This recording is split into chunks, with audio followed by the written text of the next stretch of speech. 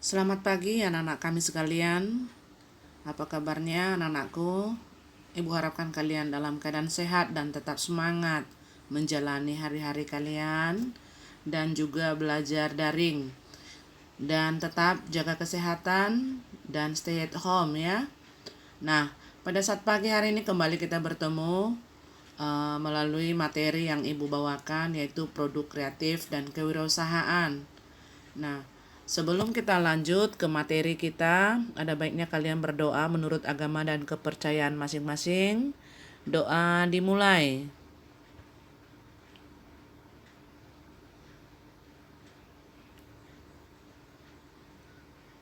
Doa selesai. Baiklah anak-anak kami sekalian, kita akan lanjutkan, dan sebelumnya Ibu akan mengingatkan kembali apa yang sudah kita pelajari pada hari-hari yang lalu sebelum materi ini, yaitu mengenai keberhasilan dan kegagalan wirausaha. Masih ingatkah anak kami? Kita sudah membahas keberhasilan dan kegagalan wirausaha. Dan pada saat pagi hari ini kembali kita bertemu lewat materi yang akan Ibu sampaikan, ya, yaitu mengenai pemanfaatan peluang secara kreatif dan inovatif. Nah, selanjutnya apa yang akan kita bahas mengenai pemanfaatan peluang secara kreatif dan inovatif, ya, yaitu kreativitas merupakan salah satu dari kemampuan manusia yang dapat memberi kepuasan dalam hidup sehingga manusia dapat mengaktualisasikan dirinya dalam lingkungannya. Orang kreatif adalah orang yang cepat menangkap peluang yang muncul dari suatu kondisi lingkungan sekitarnya. Orang kreatif akan memandang barang yang oleh kebanyakan orang dianggap tidak berguna menjadi sangat berguna dan memiliki nilai jual. Nah, jadi di sini Ibu sampaikan bahwa kreativitas itu adalah merupakan salah satu dari kemampuan manusia yang memberi kepuasan dalam hidup. Nah, artinya ada satu kemampuan yang diberikan oleh Tuhan, ya, Tuhan yang Maha Kuasa kepada manusia untuk bisa berkreasi. Jadi orang yang kreatif itu adalah orang yang bisa melihat peluang apa yang bisa menguntungkan dirinya dan banyak orang. Nah, itu. Jadi orang yang kreatif itu juga menjadi suatu yang sangat berguna ketika dia memiliki nilai jual. Nah, kemudian ada beberapa peluang usaha yang bisa dimanfaatkan secara kreatif, ya, dan mampu menghasilkan nilai tambah, yaitu yang pertama memanfaatkan barang bekas. Nah, biasanya kita lihat ya, barang bekas itu bisa dimanfaatkan oleh orang-orang yang kreatif dan itu juga menghasilkan uang. Yang kedua, memanfaatkan barang yang disediakan oleh alam. Nah, kalau kita lihat itu banyak ya yang disediakan oleh alam, tinggal memanfaatkan, menggunakan bagaimana kita untuk bisa kreatif dan menghasilkan uang juga. Nah, kemudian memanfaatkan kejadian yang ada di sekitar. Nah, itu juga bisa membuat kita bisa menjadi seorang kreativitas atau menjadi seorang yang kreatif. Ya, kejadian di dalam sekitar itu, ya, apa yang sedang terjadi barangkali bisa kita rekam dan itu bisa kita ada nilai jualnya. Kemudian memanfaatkan segala hal yang dianggap memberikan peluang dan kesempatan yang menguntungkan di kemudian hari dengan mengetahui cara pengolahan dan pemanfaatannya. Nah, itulah dia orang-orang yang kreatif ya. Nah, kemudian 7 langkah proses berpikir kreatif, yaitu ya, yang pertama persiapan. Ya, preparation ya, persiapan. Kedua, investigation ya, atau investigasi, upaya penelitian atau penyelidikan, pengusutan atau pencarian ya, termasuk itu. Kemudian transformasi atau perubahan ya, perubahan rupa, apakah berupa bentuk, sifat, fungsi dan lain sebagainya, itu transformasi. Kemudian incubation yaitu proses penjagaan atau perawatan suatu hal dengan kondisi tertentu agar suatu hal tersebut dapat berkembang dengan baik. Nah, ya, kemudian kita lanjutkan penerangan atau cara memberikan penjelasan harus jelas dan dapat dimengerti. Kemudian pemeriksaan tentang kebenaran laporan, pernyataan perhitungan uang dan sebagainya, itu disebut dengan verifikasi. Kemudian yang berikut adalah implementasi, adalah suatu tindakan atau pelaksanaan dari sebuah rencana yang sudah disusun secara matang dan terperinci.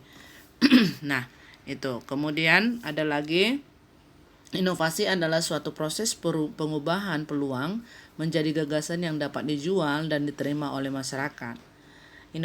Inovasi bukan selalu berupa ide yang rumit, tetapi kadang inovasi berasal dari ide yang sepele dan sejenis saja. Jadi itu adalah merupakan inovasi ya. Kemudian, nah itulah 7 tadi ya. Kemudian yang berikut adalah kalau kita melihat ya contoh studi kelayakan usaha ya, kita lihat di sini contoh studi kelayakan usaha ada Ibu buat. Yang pertama, yang di sini Ibu buat adalah pengenalan produk. Nah, bagaimana kita kalau misalnya kita membuat satu usaha, berarti kita harus mengenal produknya dulu ya. Yaitu misalnya nih, bahan dan cara membuat soto, contoh nih ya. Itu merupakan makanan yang mudah ditemukan di hampir semua daerah Indonesia. Secara umum soto terbuat dari potongan daging ayam yang dilengkapi dengan kol, saun, toge, dan daun seledri. Nah, itulah contohnya. Itu untuk studi kelayakannya ya. Nah, kemudian penyajian dirajang ya. Kemudian bumbu yang digunakan yaitu misalnya merica, bawang putih, bawang merah dan lain sebagainya. Itu juga harus merupakan satu yang perlu diperhatikan untuk membuat soto misalnya. Itu contoh kelayakannya ya. Kemudian gambaran usahanya. Nah, produk banyak penggemar soto ayam membuat usaha ini sangat menarik dan protektif untuk dijalankan. Bahan-bahan soto pun diperoleh di pasar tradisional. Jadi artinya itu adalah merupakan satu peluang usaha yang sangat menjanjikan ya. Kemudian tempat usaha itu juga perlu diperhatikan ya. Tempat usaha yang dipilih ini harus ramai agar banyak konsumen yang datang. Nah, kemudian perlengkapan usaha dan karyawan peralatan yang dibutuhkan untuk menjalankan usaha ini. Itu juga perlu menjadi satu pertimbangan dalam membuat suatu usaha. Nah, kemudian promosi. Nah, perlu promosi ya. Biasanya kalau promosi, kalau kita membuka suatu bidang usaha, harus contoh seperti soto tadi berarti kita harus membuat promosi. Contohnya memasang spanduk di tempat usaha ya. Kemudian menyebarkan brosur di sekitar tempat usaha. Itu juga merupakan promosi ya. Nah, itu kemudian juga promosi apa lagi? Promosi misalnya kalau pelayanan kita bagus ya, nanti teman-teman atau orang-orang yang datang ke tempat kita ya untuk menikmati soto, mereka akan bercerita kepada orang lain dari mulut ke mulut lah. Itu promosi dari mulut ke mulut, itu lebih utama sebenarnya ya. Kemudian menjaga mutu, perlu itu dijaga mutu ya, supaya supaya orang yang datang juga tidak jerah tapi tetap dia datang. Kemudian penetapan harga, jangan sampai jauh lebih tinggi harga kita atau jauh lebih rendah daripada pasar. Artinya kita harus juga pertimbangkan itu. Nah, kemudian risikonya dalam berusaha ini, misalnya soto ayam ini adalah pesaing yang menjadi risiko ya. Jadi pada muncul pesaing ya di kiri kanan, muka belakang, itu biasanya ya. Tapi apa yang harus kita lakukan? Nggak usah takut ya. Tip dan trik usaha harus kita pelajari ya. Kemudian memberi nama yang unik, menjalin hubungan dengan supplier, kemudian membuat bumbu dengan jumlah banyak, kemudian menyesuaikan rasa. Nah, itulah yang perlu kita pikirkan kalau kita misalnya promosi dan risiko yang akan kita hadapi kalau kita membuka usaha soto misalnya.